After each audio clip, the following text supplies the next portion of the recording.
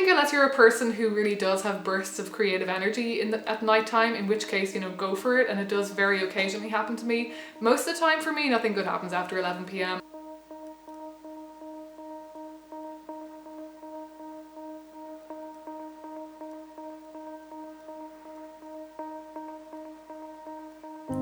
So I don't know about you, but I have never been a natural early bird.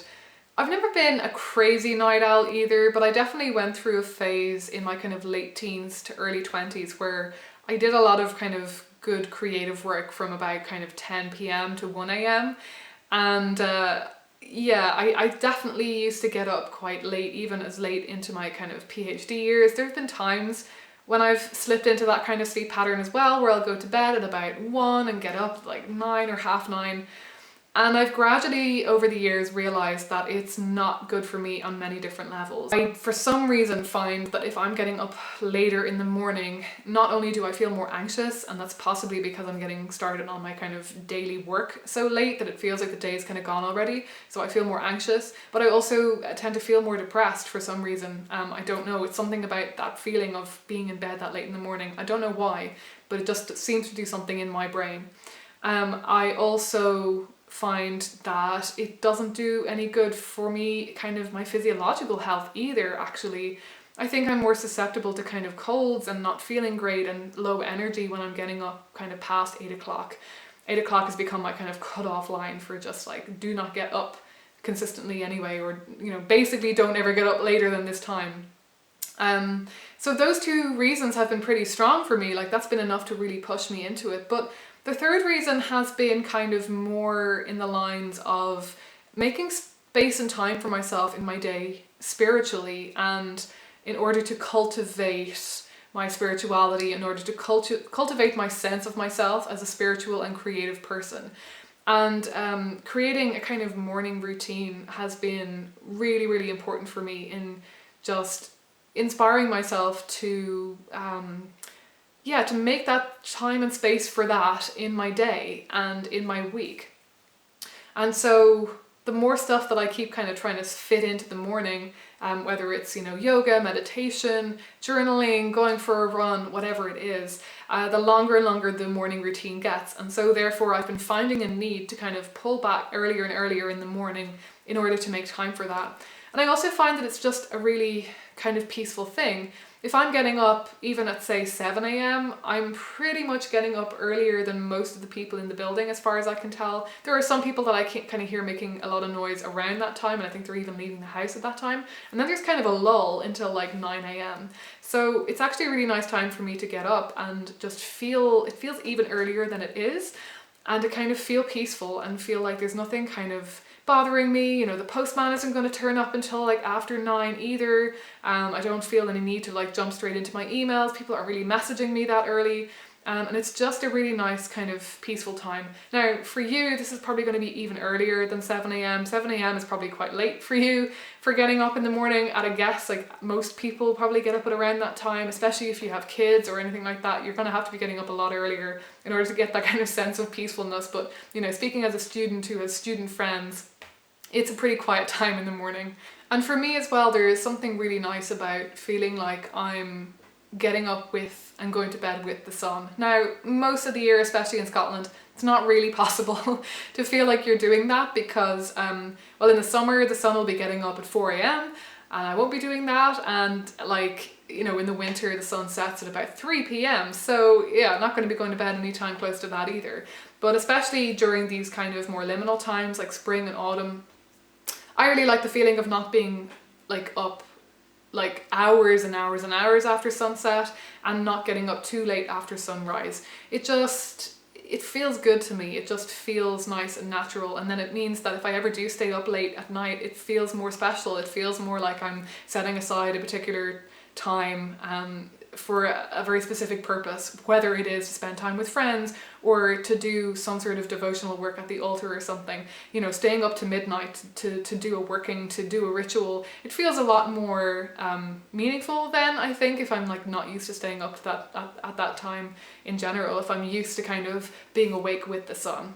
So the way I've been doing this is by kind of just really slowly and consistently winding my sleep pattern back, because I found that doing this all of a sudden has just really not worked.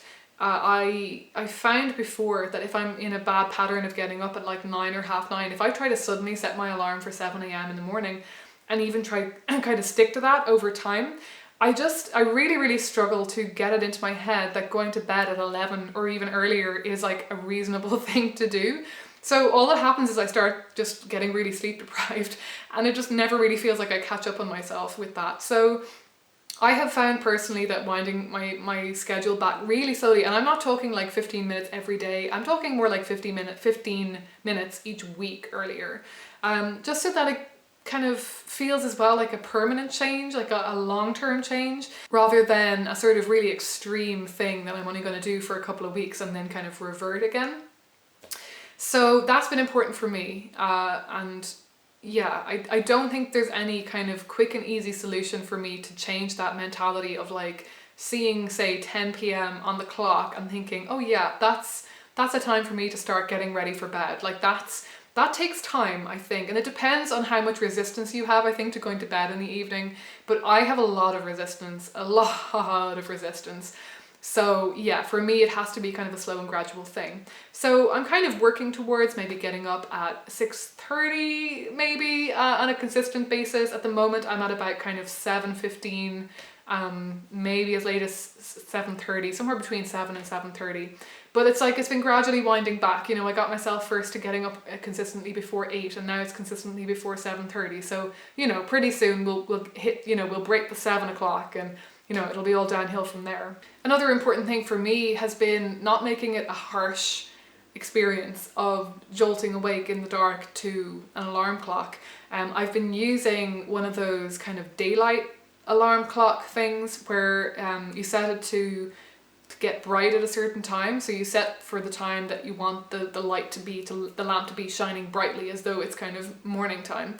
And the lamp sort of gradually kind of warms up from about, you know, 15 to 30 minutes before that time. And this works really well in the winter, in that it is quite dramatic, because if it's dark in the room then you kind of get that gradual kind of fading in of the light. But I also find it useful this time of year because it does add to the brightness of the room if the blinds are drawn, and also it's a really handy way for me to, like, if I'm starting to stir in the morning, I can kind of glance at the alarm clock and I kind of know roughly what time it is, because it will be starting to get bright. And I find that to be a much nicer way of getting up in the morning than like getting up to an alarm clock. And that for me is another huge reason for getting up early. It's so that I don't have to set a really jarring alarm clock. It's so that I can kind of get myself up out of bed in a more natural seeming way. And yeah, it's just kind of less horrible and just feels more calm and enjoyable, and like I'm doing this of my own free will rather than because something's forcing me to. So in terms of creating a morning routine that's going to really motivate you to get up early in the morning, I find that it needs to be pretty structured. I find that if I say to myself, oh, I might do a bit of this, I might do a bit of that, it just doesn't feel important enough to kind of squeeze into the hours that I make for myself in the morning. I find that making time for myself in the evening to be more free-flowing with like journaling or reading books or like drawing or doing anything like that, even drawing tarot cards, that works a lot better, especially because there isn't this sense of like constrictedness of time. So for me, the best things to do in the morning are things that take a certain amount of time, like a allotted amount of time. So you don't have that sense of like, am I going to have time to get this done? Or, you know, before I have to go to work or before I have to get to that meeting or whatever it is, get the kids to school, whatever it is that you have to do with your morning. So yeah, for that reason, I've kind of leaned more towards doing things like a very specific yoga routine that is the same every morning, so I know how long it takes. A meditation practice that is time-based. So, you know, not just, not free-flowing time at the altar, but like, you know, a specific length of meditation. At the moment, I'm aiming to get in 30 minutes every morning. And apart from that, like, I don't really do anything too structured apart from that. Sometimes I will add in some kind of devotional at the altar, but again, I'll do something like working with prayer beads so that I know how much time, like this will take me 5 minutes to do or 10 minutes to do, rather than something more free-form. The only kind of free-form stuff I do in the morning is just sort of, I check all my plants to see if they need water. I don't have that many, I've got like 4 plants at the moment, which I find to be like a really nice, relaxing, grounding, kind of meditative thing to do. I don't spend too much time on my phone, And the only thing I might do on my phone in the morning is if while I'm eating breakfast, I want to listen to some kind of inspirational YouTube videos, maybe on spirituality or lifestyle, or just something that I find kind of soothing and inspiring in the morning. But as soon as I've finished actually eating, I'll turn the video off, so I don't allow myself to kind of spiral into just like video after video, or just like, I will actually just cut off the video or the podcast at the time that I stop eating, so that I don't feel like I'm wasting time. And then finally for me, it's going for a run. Going for a run for me is actually kind of a spiritual experience. It's a spiritual practice. I find that I get like I don't know if a runner's high is too strong of a term for it, but I definitely feel when I'm fit and when I'm running a lot that going for a run for me feels kind of like flying. It's a chance for me to be outside in nature. I always run in parks and kind of tree laden areas and stuff like that, just so that it's kind of two birds, one stone, so that I'm getting kind of time outside in green areas and, you know, getting light and sun if possible and all of that kind of thing. So that for me is actually a really important part of my spirituality, and because my spirituality is so focused in nature and spending time outside and feeling connected to the earth, so it's a really good way of me to do that. So I don't tend to want to do other kind of workouts like weight training and stuff like that. I don't feel like doing that in the mornings, because the mornings for me are kind of sacrosanct. They're kind of, in my head, this kind of nice spiritual kind of serene time. So something like a non-strenuous yoga and running are like really the only two things that I just feel like kind of incorporating into my day. And I think importantly as well, and this is something that a lot of people say when they're talking about like getting up early and how to get up early and how to consistently get up at 5 a.m. or whatever, which I never do. The only time I'm getting up at 5 a.m. is I have to get a flight, or if there is like a lunar eclipse or something, like that's it. But yeah, they all say that you have to have a motivation for getting up in the morning. You have to have a reason for knowing why it is you want to get up at that time. And for me, it really is just that I want to have that time in my day to get all of those important things done that I know kind of set me up for the rest of the day. So yeah, that's my experience of getting up early right now. Let me know if you want to hear anything more about this, and once I get my wake up time back to like 6:30, I will probably let you know. And yeah, let me know what your experiences are with getting up early in the morning, and what time do you normally get up? Is 6:30 or 7 like actually quite late for you to be getting up in the morning? And do you have a morning routine? Are you flexible enough in your life to be able to fit in an extensive morning routine? I'd love to hear all these things. So do let me know down below in the comments. And yeah, as always, thanks so much for watching. Don't forget to like and subscribe and hit the bell so that you're notified when I upload a new video. And I will talk to you again soon.